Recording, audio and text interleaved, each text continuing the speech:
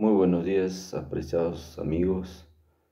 En esta oportunidad vamos a continuar con el estudio acerca de la ley de Dios y el Evangelio de Jesucristo.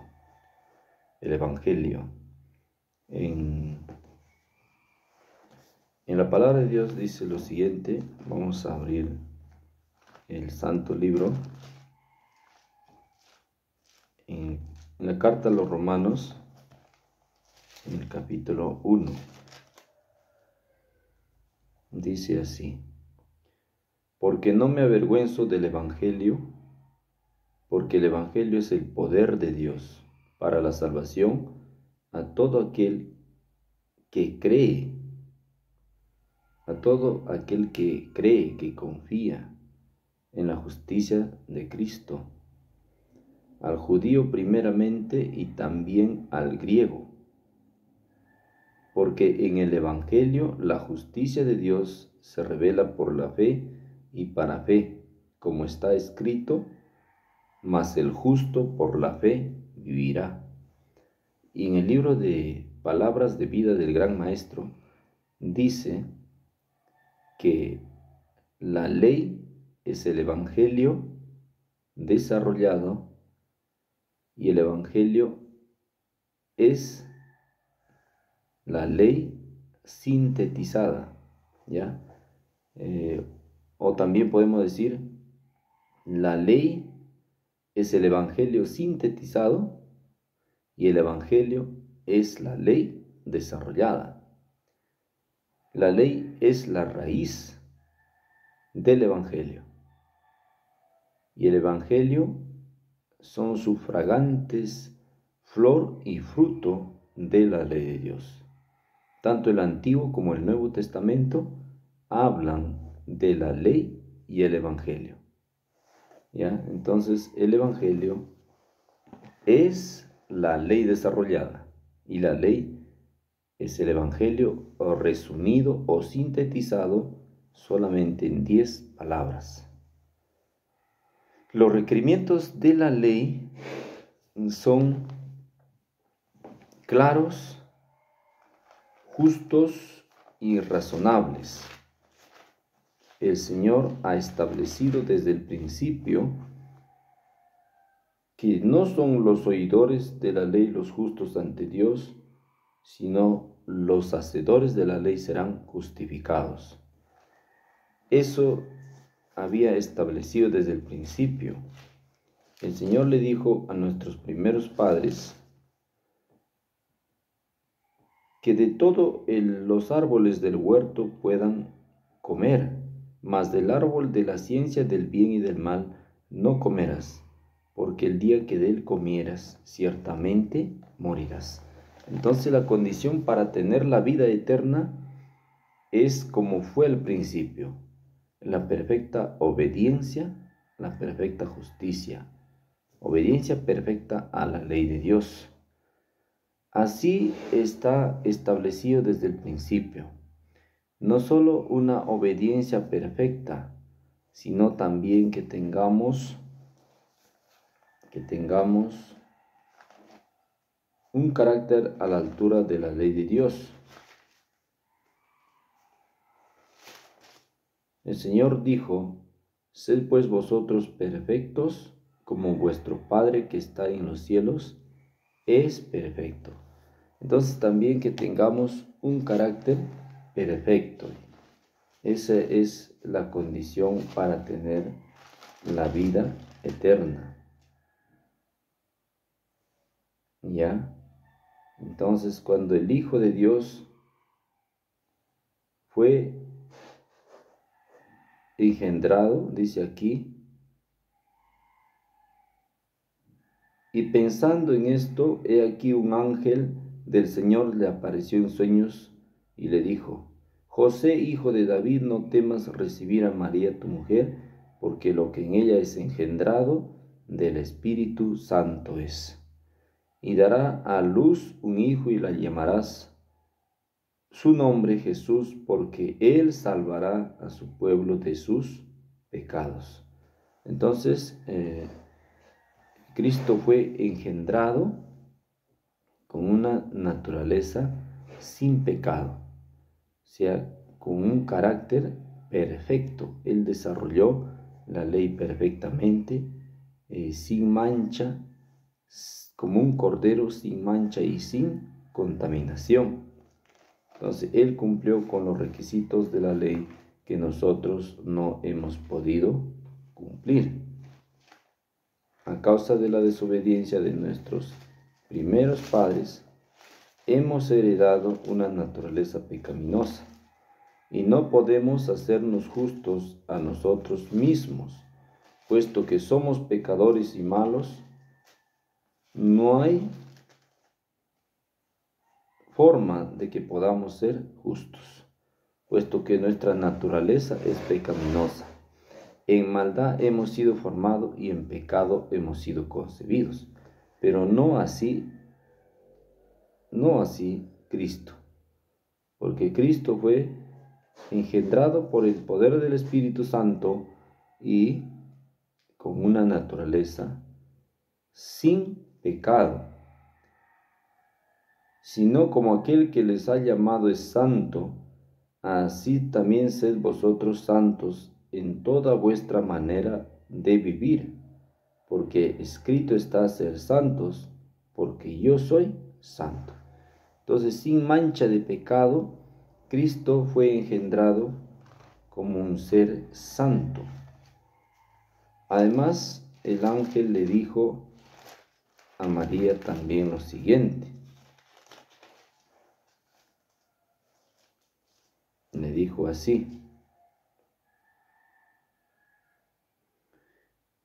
y ahora concebirás en tu vientre y darás a luz un hijo, y llamarás su nombre Jesús.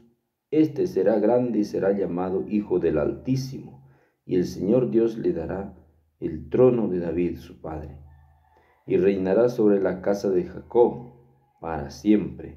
Su reino no tendrá fin. Respondiendo el ángel también le dijo: el Espíritu Santo vendrá sobre ti, y el poder del Altísimo te cubrirá con su sombra, por lo cual también el santo ser que nacerá será llamado Hijo de Dios. El santo ser que nacerá será llamado Hijo de Dios.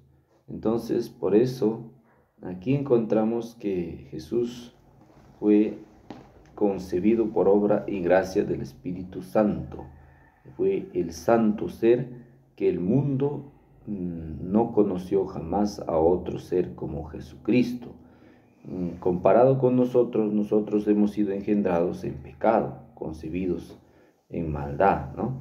Entonces, su posición legal ante la ley de Dios, Cristo es comparado con el segundo Adán. Cristo es el segundo Adán. En el principio, Adán, cuando fue creado a imagen y semejanza de Dios. A imagen y semejanza de Dios. Entonces, hay una sorprendente analogía en esto.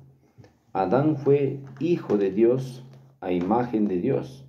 Antes del pecado, su posición legal de Adán era como aceptado y justificado en sí mismo por su obediencia perfecta, por tener un carácter perfecto, por tener una vida sin mancha de pecado, por tener una vida justa de perfecta obediencia a la ley de Dios. Entonces Adán era aceptado, justificado en sí mismo, sin la necesidad de otro sustituto o garante o mediador. Pero cuando cayó en pecado, Adán y Eva perdió todos esas bendiciones, perdió toda esa posición legal, entonces se hizo súbdito y esclavo de Satanás.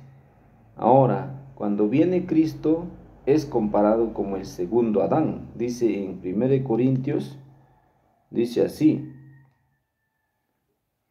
si se siembra cuerpo animal, resucitará cuerpo espiritual. Hay cuerpo animal y hay cuerpo espiritual. Así también está escrito: fue hecho el primer hombre, Adán, alma viviente, y el último hombre, Adán, espíritu vivificante. Entonces el primer hombre, el primer Adán, fue perfecto, y el segundo Adán, que es Cristo, también es perfecto.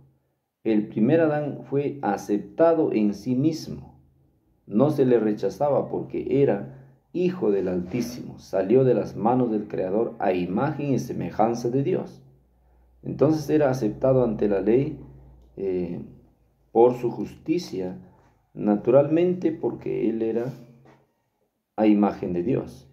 Así lo mismo el segundo Adán, que es Jesucristo, al vivir una vida de perfecta obediencia a la ley de Dios, era en su condición legal delante de Dios y de los hombres aceptado por desarrollar un carácter perfecto y por vivir una vida de perfecta obediencia a la ley y por tener una naturaleza sin mancha del pecado.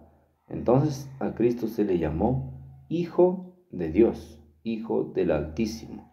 En su posición legal delante de la ley, delante de Dios, Cristo era aceptado. En su posición legal, ¿ya? Naturalmente era aceptado.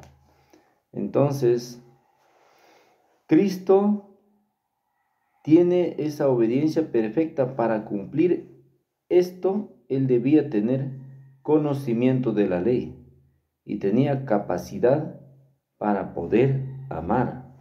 Entonces, Adán al principio tenía esa capacidad para amar. Al principio, antes del pecado, él tenía esa capacidad para amar. Entonces Cristo, el segundo Adán, también tenía capacidad para amar. El amor no hace mal al prójimo, así que el cumplimiento de la ley es el amor. Entonces Romanos 13:10 está diciendo eso, que cumplir la ley es tener amor. Tener amor, cuando uno tiene amor, puede cumplir la ley, está capacitado para hacer eso. Entonces Adán al principio tenía amor y podía cumplir la ley. Después que cayó, ya no. Y cuando vino Cristo, también tenía capacidad para amar. Entonces, en sí mismo, Cristo obedeció perfectamente la ley de Dios. Dice Salmos 40, el hacer tu voluntad, Dios mío, me ha agradado, y tu ley está en medio de mi corazón. Cuando Adán fue creado a imagen de Dios, con la ley escrita en su corazón. Entonces él tenía capacidad para amar. Después que pecó, esas facultades sobrenaturales ya se le quitó. Ahora se volvió sinagoga de Satanás. Ahora Cristo, cuando viene, tiene esa facultad, ese don sobrenatural, el fruto del Espíritu Santo. Naturalmente él era obediente a la ley. La ley estaba, dice aquí, el hacer tu voluntad, Dios mío, me ha agradado, y tu ley está en medio de mi corazón. La ley de Dios estaba entonces grabado en el corazón de Jesucristo. Estaba escrito ahí, ¿ya? Entonces naturalmente él tenía capacidad para amar. Pero en el corazón nuestro, si queremos comprobar o compararnos con Cristo en nuestro corazón, Jeremías 17:1 dice que el pecado está escrito con cincel de hierro, con puntas de diamante, grabado está en las tablas del corazón humano. Entonces ahí está la prueba que en nuestro corazón no está grabado la ley. Por lo tanto, nosotros no tenemos facultad para amar. Entonces el amor es un don sobrenatural. Entonces, solo Cristo tenía la ley en su corazón. En el libro de San Juan también dice así. San Juan también dice así. ¿Ya? Dice: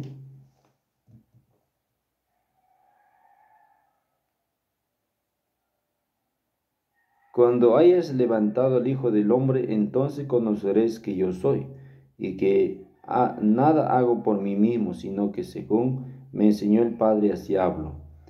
Porque Él me envió, porque el que me envió conmigo está. No me ha dejado solo el Padre, porque yo hago siempre lo que le agrada. Entonces, Cristo hacía siempre lo que le agradaba a Dios, porque la ley de Dios estaba en su corazón. Mas no así nosotros. Nosotros hacemos todo lo que al diablo le agrada. No hacemos la voluntad de Dios. Entonces podemos darnos cuenta que la ley de Dios no está grabada en nuestro corazón, pero la ley de Dios sí estaba grabado en el corazón de Jesús. Dice Juan 15: si guardáis mis mandamientos, permanecéis en mi amor, así como yo he guardado los mandamientos de mi Padre y permanezco en su amor. ¿Por qué Jesús tenía amor y permanecía en el amor de Dios? Porque era obediente a los mandamientos. Naturalmente era obediente a los mandamientos. Entonces también tenía su carácter, era perfecto. Sed pues vosotros perfectos como aquel que les ha llamado es perfecto. Si Cristo nos ha llamado, entonces Cristo demanda un carácter perfecto de nosotros. Entonces, Cristo estaba libre de la mancha de pecado, sin inclinación hacia el mal. Sin inclinaciones hacia el mal. Ya hemos leído esta parte.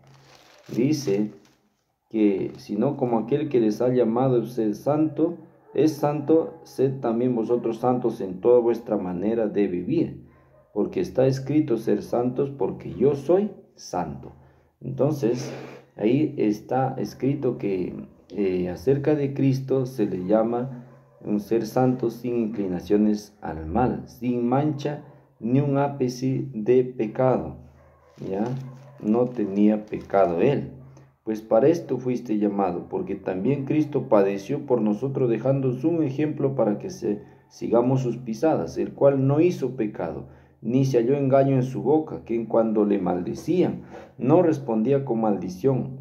Cuando padecía no amenazaba, sino que encomendaba la causa al que juzga justamente, quien llevó también en sí mismo nuestros pecados en su cuerpo sobre el madero, para que nosotros, estando muertos a los pecados, vivamos a la justicia. Porque vosotros eran como ovejas descarriadas, pero ahora habéis vuelto al pastor y obispo. Entonces, sabiendo que fuisteis rescatados de vuestra vana manera de vivir, no con cosas de nuestros padres corruptibles como el oro y la plata, sino con la sangre preciosa de Cristo, como de un cordero sin mancha y sin contaminación, y ya destinado desde antes de la fundación del mundo, pero manifestado en los postreros tiempos por amor de vosotros, y mediante el cual creéis en Dios, que le resucitó de los muertos y nos ha dado la gloria, para que vuestra fe y esperanza sean en Dios, como de un cordero sin mancha y sin contaminación. Entonces Cristo estaba libre de la mancha del pecado, libre de la inclinación al mal. ¿Ya? Entonces Adán al principio también era así, sin mancha de pecado, a la imagen y semejanza de Dios. Entonces Cristo tuvo una vida de perfecta obediencia a la ley de Dios, porque estaba dotado de la fe y el amor. Nosotros no tenemos ni fe ni amor. Estamos llenos, imbuidos del egoísmo, del odio, la ira. Cristo dijo en Juan 8:44: vosotros sois de vuestro padre el diablo, y los deseos de vuestro padre queréis hacer. Él ha sido homicida desde el principio y no ha permanecido en la verdad. Cuando habla mentira, de lo suyo habla, porque es mentiroso y padre de mentira. Cuando dice que es padre de mentira, es porque tiene sus hijos que son mentirosos. Entonces, naturalmente, nosotros somos hijos del maligno, por lo tanto, hacemos su voluntad. Dice acá, dice en el libro de Romanos lo siguiente, ¿ya? Romanos dice así, ¿ya? Romanos Dice en el capítulo 3, de ninguna manera, antes bien sea Dios veraz y todo hombre mentiroso, como está escrito, para que sea justificado justificado en tus palabras y venzas cuando fueres juzgado. Entonces todo hombre es mentiroso, pero no así de Cristo. Cristo habló la verdad. La integridad de la ley estaba en su corazón. Tenía una vida justa de perfecta obediencia a la ley. Él tuvo amor y tuvo fe. Nosotros naturalmente somos hijos de ira, hijos de incredulidad, hijos infieles, hijos sin fe. Deuteronomio capítulo 32, versículo 20 dice así: y dijo, esconderé de ellos mi rostro, veré cuál será su fin, porque son una generación perversa, hijos sin fe, y tampoco tenemos amor. San Juan capítulo 5, 5 dice así: gloria de los hombres yo no recibo, mas yo les conozco que no tenéis amor de Dios en vosotros. No tenemos amor, no tenemos fe, ni misericordia. Lo que tenemos es egoísmo, odio, incredulidad, y somos malos y no misericordiosos. Cristo tiene misericordia, tiene fe, tiene amor, tiene compasión y todos los dones del Espíritu Santo. Entonces Cristo en su vida vivió una vida de perfecta obediencia a la ley de Dios, porque Él tenía grabado la ley en su corazón. Entonces, repetimos lo que dijo el salmista 40, dice: el hacer tu voluntad, Dios mío, me ha agradado, y el hacer tu voluntad está en medio, y tu ley está en medio de mi corazón. Entonces, la ley de Dios estaba grabada en el corazón de Jesús, y por eso Él podía tener amor, por eso hacía la voluntad de Dios. Entonces, esos son los requerimientos que el Evangelio ha cumplido, ha ganado para nosotros. Eso antes de que Él vaya inclusive al Getsemaní, antes que vaya a la prueba final.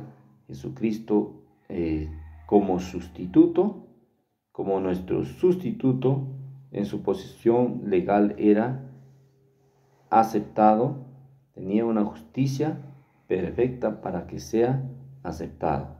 Pero después que entró al huerto del Getsemaní,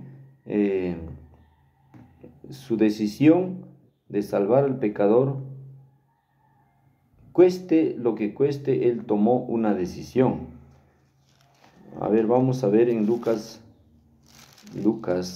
el evangelista Lucas, ¿qué nos dice acerca de esto? Lucas dice lo siguiente: saliendo se fue como solía al monte de los olivos, y sus discípulos también le siguieron. Cuando llegó a aquel lugar les dijo: orad que no entréis en tentación.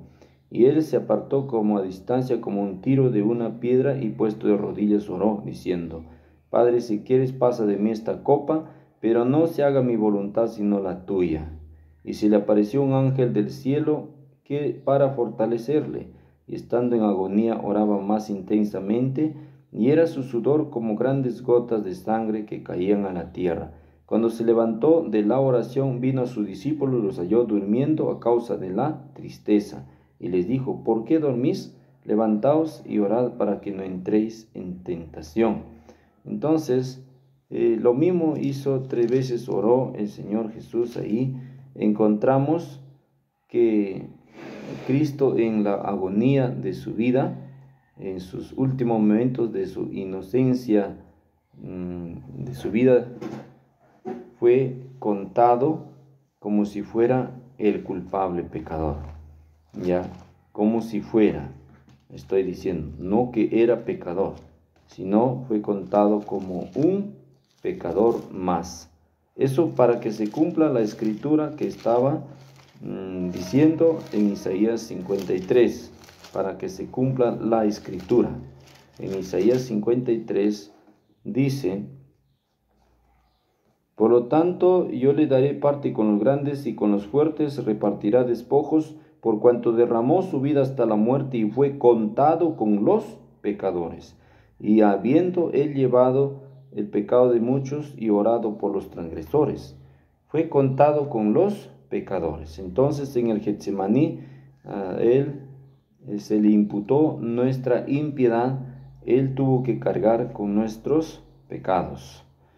Después de la cruz, después del Getsemaní también dice, desde su vida de nacimiento podemos decir que Cristo fue despreciado, pero después de Getsemaní Cristo fue despreciado más aún y desechado entre los hombres, varón de dolores, experimentado en quebranto, como que escondimos de él el rostro, fue menospreciado y no lo estimamos. Ciertamente llevó nuestras enfermedades y sufrió nuestros dolores, y nosotros le tuvimos por azotado, por herido de Dios y abatido. Mas él fue herido por nuestras rebeliones y molido por nuestros pecados. Y el castigo de nuestra paz fue sobre él, y por su llaga fuimos nosotros curados. Todos nos descarriamos como ovejas, cada cual se apartó por su camino, mas Jehová cargó en él el pecado de todos nosotros. Angustiado y afligido no abrió su boca, como cordero fue llevado al matadero, y como oveja delante de los trasquiladores enmudeció, y no abrió su boca. Por cárcel, por juicio, fue quitado, y su generación, ¿quién lo contará? Porque fue cortado de la tierra de los vivientes, y por la rebelión de mi pueblo fue herido. Entonces, Cristo, a partir del Getsemaní, él tuvo que pasar y ser enjuiciado por 7 tribunales, 2 veces delante de Pilato, 2 veces delante de los ancianos, 2 veces delante de los sacerdotes y 1 vez delante de Herodes. Por 7 tribunales juzgado. Acá dice,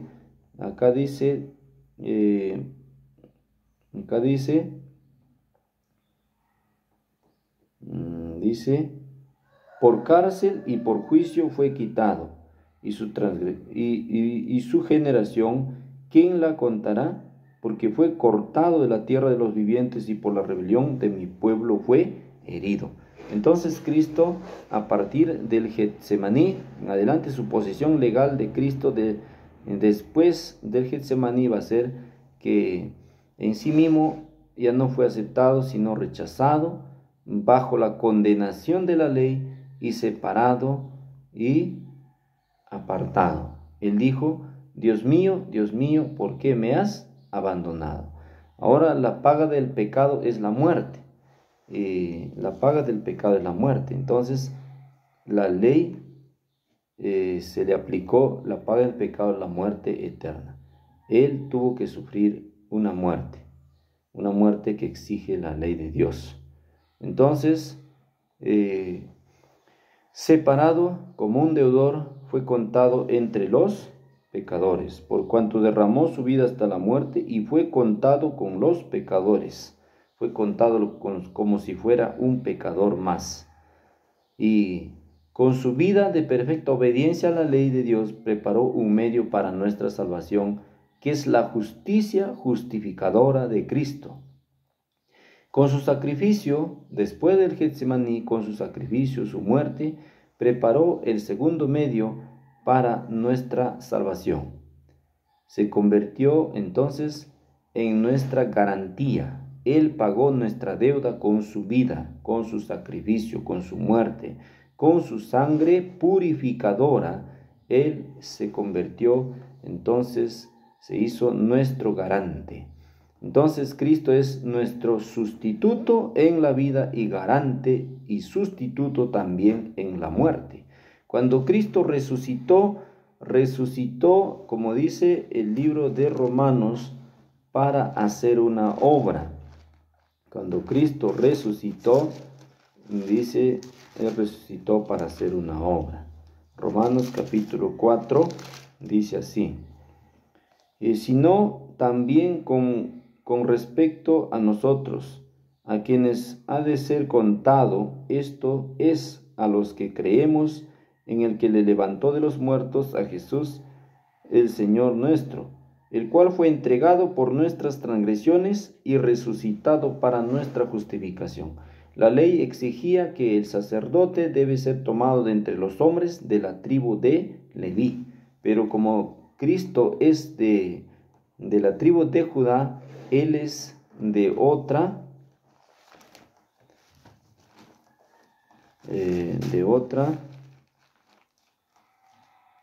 otro orden, podemos decir, de otro orden, no es del orden de Aarón o levítico.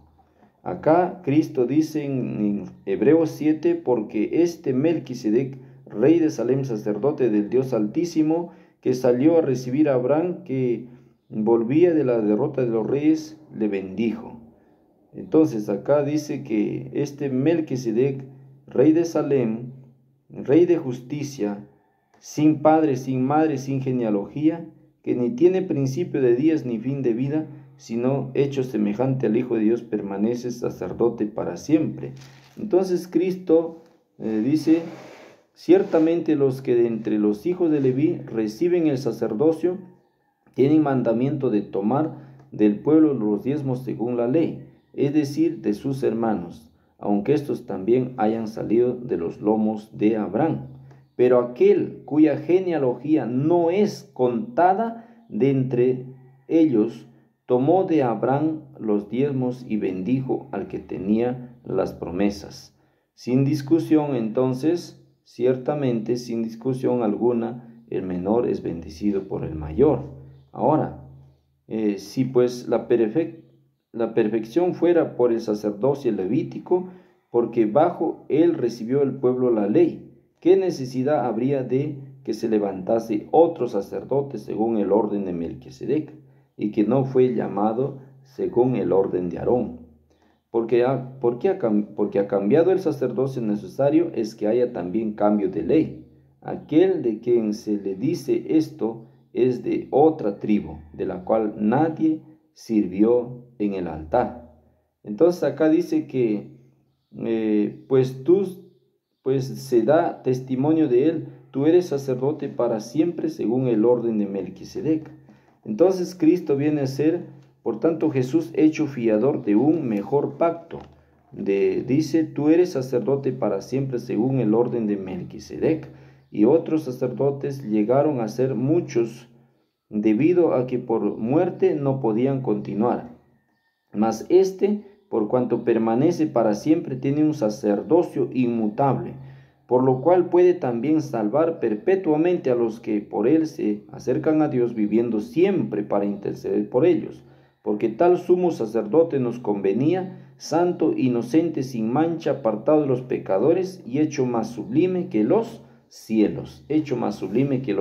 Entonces, Jesucristo no es el sacerdote según el orden levítico, sino un sacerdocio diferente según el orden de Aarón. Cuando Jesucristo resucitó para ser nuestro sacerdote, pero no en el orden levítico, porque Cristo aquí en la tierra nunca fue sacerdote, ni entró tampoco al templo. No entró al templo, porque si hubiera entrado al templo como sacerdote, hubiera muerto, porque no era del orden levítico. Solamente los levitas podían entrar a ministrar en el templo.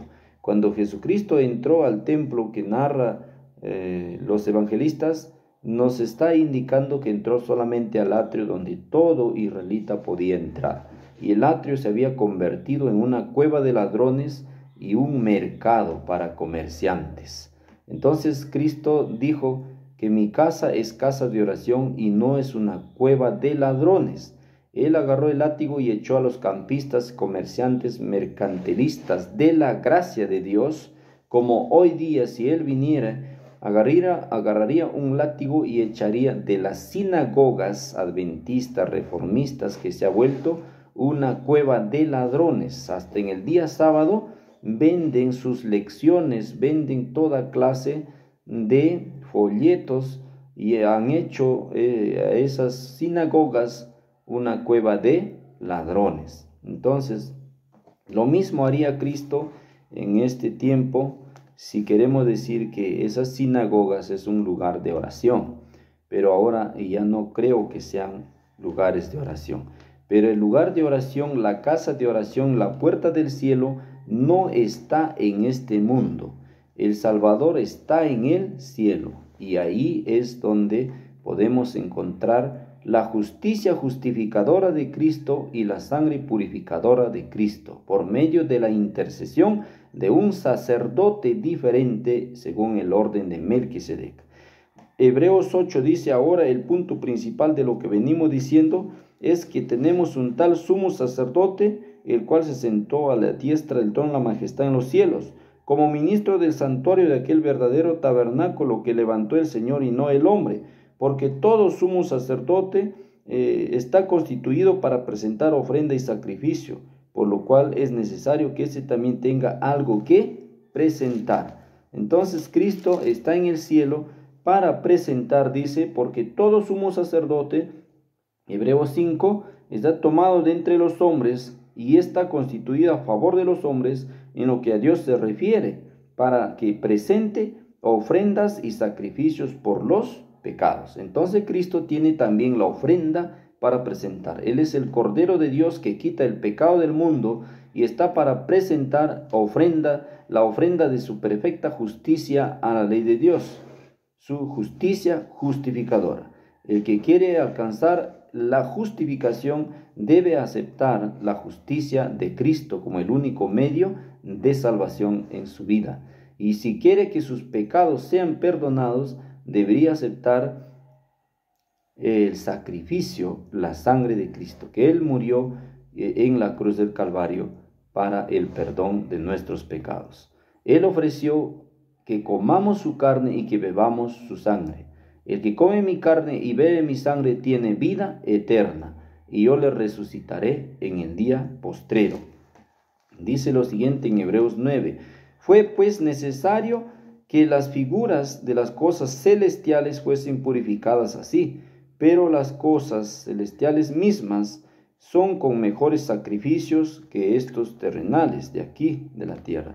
Porque no entró Cristo en el santuario hecho de mano, en el santuario levítico. No, dice, ahí no entró, figura del verdadero, sino en el cielo mismo, para presentarse ahora por nosotros ante Dios y ante la ley de Dios, a la que hemos desobedecido. Entonces tenemos un sumo sacerdote que está presente en el santuario celestial, el cual dice: acerquémonos pues confiadamente al trono de la gracia para alcanzar misericordia, fe y amor y el oportuno socorro en la hora del juicio. Debemos acercarnos confiadamente al trono de su gracia, donde está Jesucristo por nosotros presentando la ofrenda de su justicia justificadora y el sacrificio de su sangre purificadora ante Dios. Entonces así podemos recibir la bendición del Altísimo. Dice que así que hermanos, Hebreos 10:19, así que hermanos, teniendo libertad para entrar en el lugar santísimo por la sangre de Jesucristo, por el camino nuevo y vivo que nos abrió a través del velo de su carne, teniendo un gran sacerdote sobre la casa de Dios. Acerquémonos con un corazón sincero, con plena certidumbre de fe, purificados los corazones de mala conciencia y lavados los cuerpos con agua pura. Mantengamos firme la profesión sin fluctuar, la profesión de nuestra esperanza, porque fiel es Él, porque lo ha prometido. No dejando de reunirnos como algunos tienen por costumbre, sino exhortándonos tanto más cuando veis que aquel día se acerca. No dejando de reunirnos al lugar santísimo. Está indicando que debemos congregar en el lugar santísimo. No es aplicable esto a que dicen los fariseos modernos: no dejando de congregarnos a mi sinagoga. Eso no es así. No está hablando de la congregación de aquí, sino dice: sino que se habéis acercado al monte de Sión, a la ciudad del Dios vivo, a la Jerusalén celestial, a la compañía de muchos millares de ángeles, a la congregación de los primogénitos que están escritos en los cielos, al juez de todos los espíritus de los justos hechos perfectos, a Jesús el mediador del nuevo pacto, y a la sangre rociada que habla mejor que la de Abel, sin dejar de congregarnos, como muchos tienen por costumbre. Pero también dice: El que esconde sus pecados no prosperará, mas el que lo confiesa y se aparta alcanzará misericordia. Arrepentíos y convertíos para que vuestros pecados sean borrados y venga tiempos de refrigerio, venga la presencia del Señor.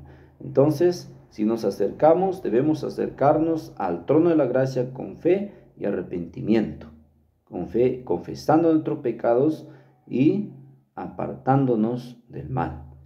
Que el Señor nos colme de su Santo Espíritu para que podamos hacer la obra de Dios. La obra de Dios más grande que podamos hacer es que creamos en su justicia justificadora, en su sangre purificadora, que confiemos en su gran obra de ministración, de intercesión en el lugar santísimo, en el tercer cielo. La justificación no es aquí, es arriba, en el cielo, en el santuario celestial, en los registros, justificados en el libro de la vida, perdonados en el libro de pecados, y la santificación que Dios nos va a dar su Espíritu como lluvia temprana y tardía para que podamos hacer sus obras de santificación, y registrado quedarán nuestras obras en el libro de buenas obras. Dios te bendiga.